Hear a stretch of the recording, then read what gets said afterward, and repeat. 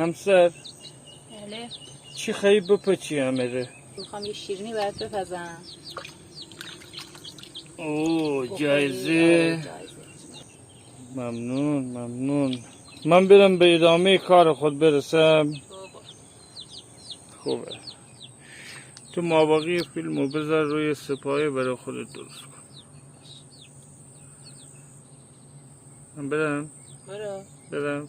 مدرک داریم ما. آقا خودش گفت من برم. من میرم.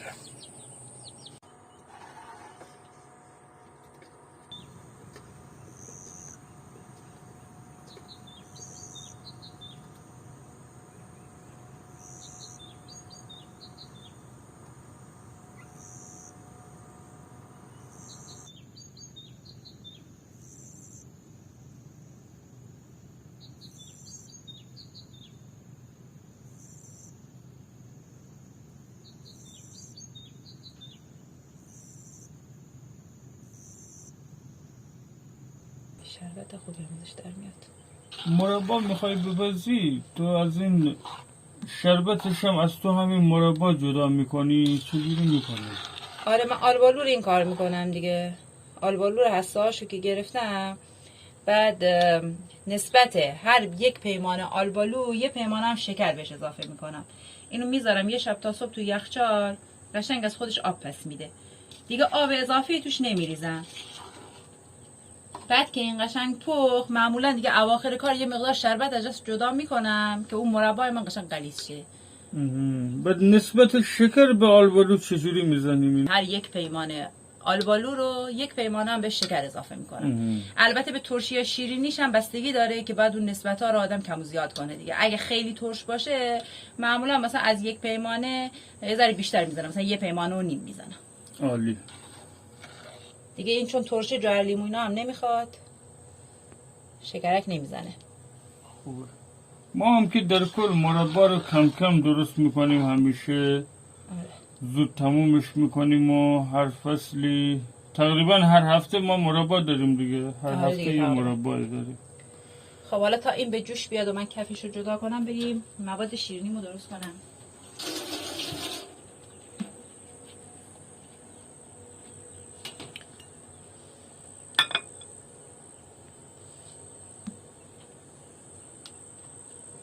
اسم شیرینیت هم که بهم نمیخوای بگی حتما. تا آخرش ببین. این الان کره است یا مارگارینه؟ چی هست؟ این کره مارگارینه. آها. ولی فرقی نمیکنه حالا چه کره استفاده کنه. هر نوع کره‌ای که داشته باشه. آره میتونه. نسبتش هم تقریبا 150 گرمه. 150 گرم برای چقدر آرد؟ 3 لیوان آرد زدم، 1 لیوان هم شکر. خب من بعضی چیزا رو ازت 2 بار میپرسم به خاطر اینه که من چون یه خورده حافظم ضعیفه میخوام 2 بار بگی که من دیگه مطمئن بشم که ازت پرسیدم. بعد دوستای ما هم که اینجا هستن زندگی ما رو ولاگ ما رو دنبال میکنن، کارهای تو مزرعه رو، خیلی هاشون روزای قبل پرسیدن دستور پخت بده. من به خاطر همون وانیل وانیل هم میرزه.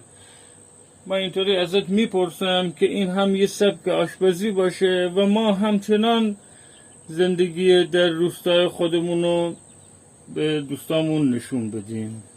با یک تیر دو نشان میزنیم. حالا من یک کمی دیگه میخوام به این کره اضافه کنم. تقریبا خمیر شده نه؟ آره خب دوستان ببینین الان قشنگ منسجم میشه، مثل خمیر بیسکویت شد.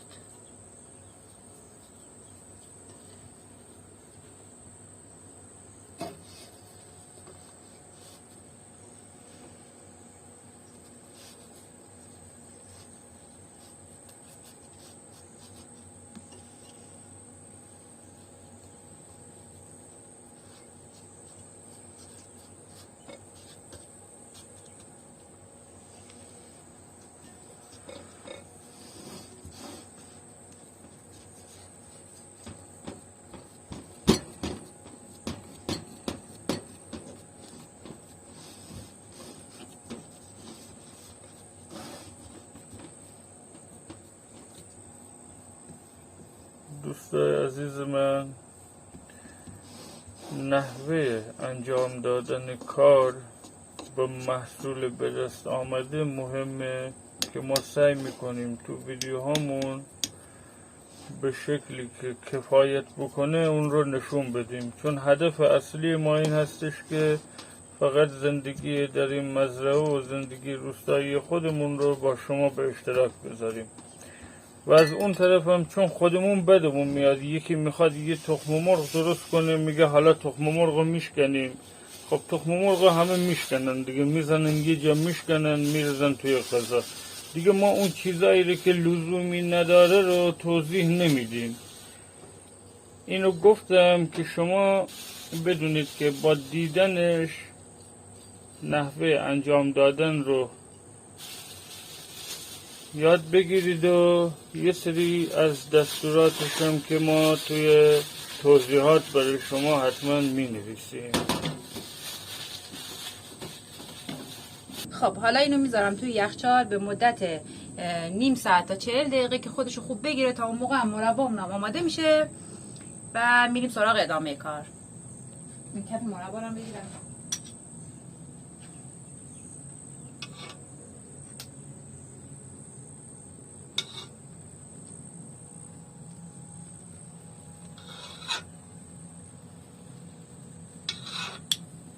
دوستان عزیزم، خیلی وقتا توی ویدیوها من سعی میکنم مستقیما صحبت نکنم، مستقیما آموزش ندم. میخوام که حالت روستایی و سبک مستند خودش رو همچنان ویدیوها حفظ کنه که اون تعداد از عزیزانی که همراه ما هستند و فارسی زبان هم نیستن همچنان پیگیر ما باشن، ویدیوها رو دنبال کنن و با امید خدا خانواده کوچک ما هر روز بزرگتر بشه. به این جهت هستش که ما به طور غیر مستقیم توضیح میدیم و به طور مستندوار داریم فیلم ها رو پیش میبریم.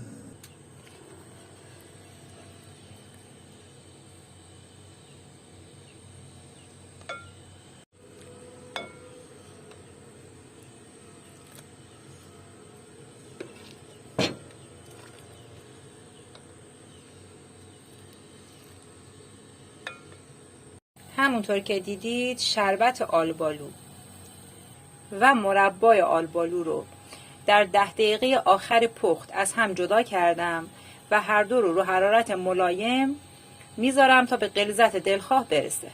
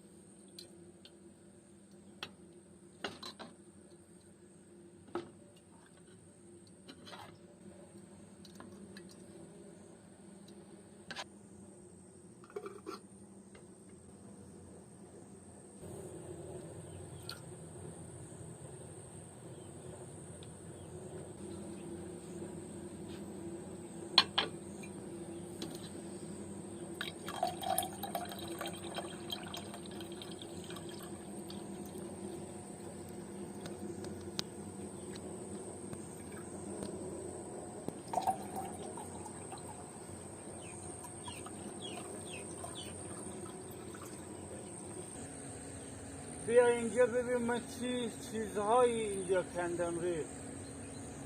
کلی از این خرفه ها اینجا در اومده. برای سالاد با اینا میتونی یه سالاد عالی درست کنی. حالا بیا ببین من که سورپرایز اوه. برات آوردم.